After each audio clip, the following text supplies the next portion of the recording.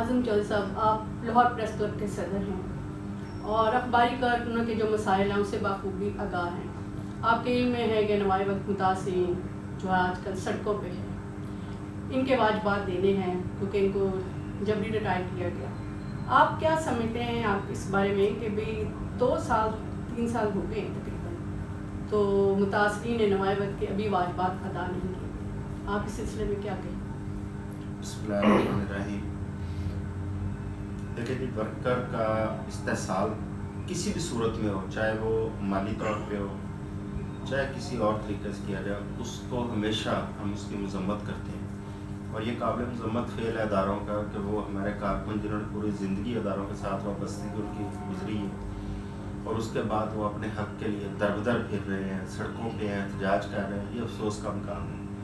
یہاں پہ میں سمجھتا ہوں کہ ان اداروں کے ساتھ ساتھ یہ اسٹیٹ کے بھی سسٹم کا فیلئر ہے کہ وہ لوگ جنہوں نے اس ملک کی تعمیر و ترقی کے اندر اپنا کردار ادا کیا، جنہوں نے ہمیشہ حق سچ کی آواز بلند کی، آج وہ اپنے حق کے لیے در ہیں اور نہ کوئی حکومت ساتھ دے رہی ہے، نہ وہ ادارے اس چیز کا احساس کرنے کو تیار ہیں.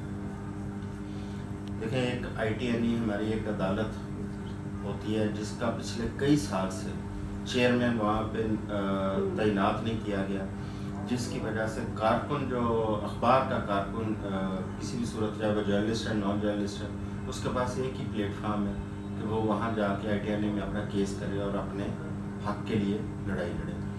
لیکن جب وہاں پہ جس کو جج کی حیثیت حاصل ہے وہاں کے چیئرمین کو، جب وہی نہیں ہوگا تو وہ کہاں جائیں گے؟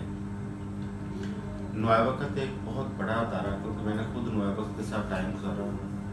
نوائے وقت کا نام اتنا پریسٹیجس نام کہ اس کے نام میں بڑی ایک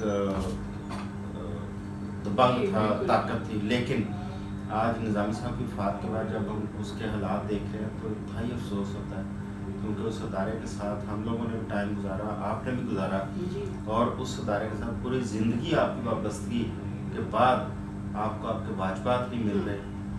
اور کتنے میرا خیال ہے یہ کوئی 100 کے قریب لوگ ہوں گے، بہت زیادہ ہیں تمام اسٹیشنز پہ. لاہور میں بھی تقریباً 300-400 تو ہوگا. یہ افسوس کی بات ہے. حالانکہ نوائے وقت کے لیے کچھ مشکل نہیں ہے ان کے واجبات کی ادائیگی. اس سلسلے میں کیونکہ آپ بڑی ایفرٹ کر رہی ہیں، میں سب سے پہلے تو آپ کی جو اس کے ایفرٹس ہیں اس کو خراج تحسین پیش کروں گا. آپ سارے کارکن کا ساتھ دے رہی ہیں، بلکہ لیڈ کر رہی ہیں اس کو، اور یہ مشکل کام ہوتا ہے جو آپ کر رہی ہیں اس کو.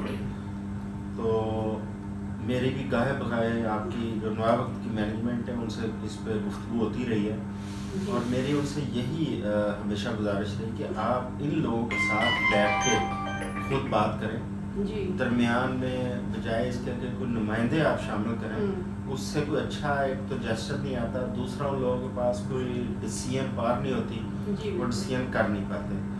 اگر براہ راست جس طرح مجید نظامی صاحب براہ راست کارکنوں کے ساتھ بیٹھ کے معاملات حل کرتے تھے، میں سمجھتا ہوں اگر میڈم رمیزہ نظامی خود آپ لوگوں کے ساتھ بیٹھ کے ان معاملات کو حل کریں تو یہ معاملات زیادہ بہتر طریقے سے حل ہو سکتے ہیں. کیونکہ جتنے پیسے آپ لوگ کلیم کر رہے ہیں یا جتنے نوائے وقت کی انتظامیہ اس وقت دینے کی بات کر رہی ہے، یہ تنازع یا یہ جو فرق ہے، یہ اختلاف ہے، یہ اس وقت ختم ہو سکتا ہے جب جو جن کے پاس فیصلہ کرنے کی قوت ہے، جن کے پاس یہ طاقت ہے، وہ آپ کے ساتھ بیٹھیں تو براہ راست آپ کے مسائل کو حل کیا جائے. اگر ان کو آپ کی ڈیمانڈ کی سمجھ نہیں آتی، وہ کہتے ہیں کہ کارکن جو ہے وہ زیادہ ڈیمانڈ کر رہا ہے. کارکن تو جو ویج بورڈ ایوارڈ ہے اس کے مطابق ڈیمانڈ کر رہا ہے. اگر اس کے باوجود وہ سمجھتے ہیں کہ اس میں کچھ چیزیں ایسی ہیں جن پہ بات کرنے کی ضرورت ہے یا جس پہ نیگوسیشن ہو سکتی ہے، تو اس کے لیے بہتر ہے کہ وہ جو متاثرہ کارکن ہیں ان کے ساتھ براہ راست بیٹھیں اور اچھے طریقے سے اس کو بیٹھ کے ان کی بات سنیں اور اپنا مدعا بھی وہاں پہ وہ رکھیں کہ وہ کتنے پیسے کہہ رہے ہیں، اس معاملے کو اچھے طریقے سے حل کیا جائے. کیونکہ یہ کوئی طریقہ نہیں ہے کہ ہمارے کارکن جو ہے وہ سڑکوں پہ بیچارے خوار ہوتے رہے اور انتظامیہ اس جانب توجہ نہ دے. اور اگر انتظامیہ توجہ بھی دے تو صرف اس چیز پہ توجہ دے کہ ہم ان کا احتجاج کیسے رکوانا ہے، ہم نے ان کو پیسے جو یہ ڈیمانڈ کر رہے ہیں اس میں ڈیلے کیسے کرنا ہے. یہ بڑی ایک افسوسناک اور نامناسب بات ہے. صاحب हुकूमत के बारे में क्या कहेंगे? देखें, हम 2 साल से ज़्यादा का अरसा हो रहा था ITI का चेयरमैन नहीं हुआ, हालांकि ये तो इंसाफ के रास्ते में रुकावट की बात है। जी बिल्कुल, इसमें सबसे जो मैं समझता हूँ कि अफसोसनाक किरदार है वो हुकूमतों का है। जितनी सियासी पार्टियां जब वो अपोजिशन में होती हैं उस वक्त उनका बयानिया कुछ और होता है, मंशूर के अंदर कुछ और होता है, आज़ादी सहाफ़त की बात करती हैं ये पार्टियां, कारकुन के तहफ़्फ़ुज़ की बात करते हैं, लेकिन जब वो इक़्तिदार में आती हैं तो आप देखिए उनका बिल्कुल वो ना मंशूर उनको याद रहता है, ना पुराना उनका बयानिया जो है ना दावे और नारे सब भूल जाते हैं। मुस्लिम लीग नून, पीपल्स पार्टी, JUI, ये सारे वो लोग हैं जो पुरानी पॉलिटिकल पार्टियां और इस वक्त हुकूमत में बैठी हैं। ये सारी पार्टियां हमेशा आज़ादी सहाफ़त की दावेदार रही हैं जब अपोजिशन में होती हैं, लेकिन जब हुकूमतों में आती हैं उसके बाद इनके रवैये बिल्कुल तब्दील हो जाते हैं। हमने आज से साल पहले जो गवर्नमेंट थी इमरान खान की, हमने वो भी देखी जी। उसके अंदर भी हमें यही कुछ देखने में मिला कि जब वो अपोजिशन में थे बात कुछ और कर रहे थे, जब वो इक़्तिदार में आए तो वो वही बात करते जो मालकान उन्हें कहते थे। आज भी बिल्कुल वही सूरत हाल है, जो मालकान उनको कहते हैं हुकूमत उसको मनवान तस्लीम करती है या उस पर अमल करती है।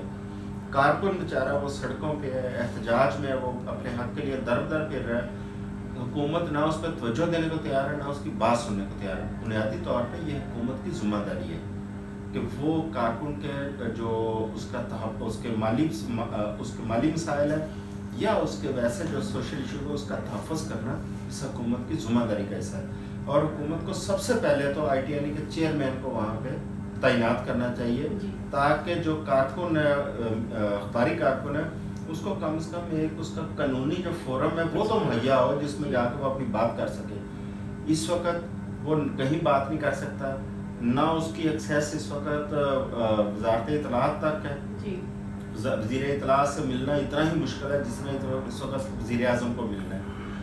ITI का जज ना होने की वजह से उसके पास ना मालकान उसको पकड़ाई दे रहे हैं, ना हुकूमत पकड़ाई दे रही है, और वो सिर्फ ये है कि दर बदर फिर रहा है और मायूसी कर। हमारे कई साथी तो फौत हो चुके हैं इंसाफ ना मिलने की जी, बहुत सारे हमारे साथी फौत हुए, बहुत सारे हमारे साथी हैं जो बहुत बीमार हैं, जिस तरह ख्वाजा फर्रुख सईद साहब हैं। बिल्कुल, उनको भी अभी नहीं मिले पैसे। जी, उनको मुझे पता चला था पिछले दिनों उनके साथ कोई अंडर हैंड डील करने की कोशिश की गई, लेकिन क्योंकि ख्वाजा साहब एक वर्कर दोस्त आदमी है, उन्होंने सारी ज़िंदगी ट्रेड यूनियन के लिए काम किया, वर्कर के तहफ़्फ़ुज़ के लिए काम किया, तो उन्होंने किसी भी अंडर हैंड डील करने से इनकार कर दिया। जबकि इस वक्त वो इंतहाई तशवीशनाक हालत में हॉस्पिटल में है, इसके बावजूद उन्होंने जो पैसे उनको ऑफ़र किए जा रहे हैं उन्होंने लेने से कतई तौर पर इनकार किया, और उन्होंने कहा कि नहीं, जो वर्कर्स के साथ जिस तरह सबके साथ बराबरी की सतह पर सलूक किया जाएगा वो भी उसमें शामिल होगा। बहुत शुक्रिया आपका।